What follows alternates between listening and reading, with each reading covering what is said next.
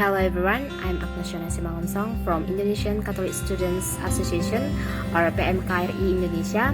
Greetings all. Firstly, I say thanks to PMKRI as an Asia Pacific coordinator and Ricky Fernando as a facilitator in this workshop.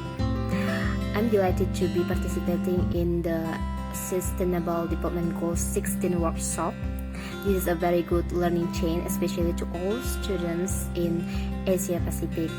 In this program, I got many positive sides, made friends, and did insight, of course.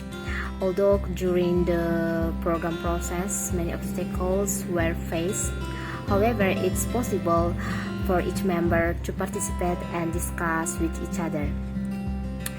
This is where I also find out about the injustices of sustainable development goals in various countries in Asia. It creates a movement through online discussion and together in fighting for and upholding justice.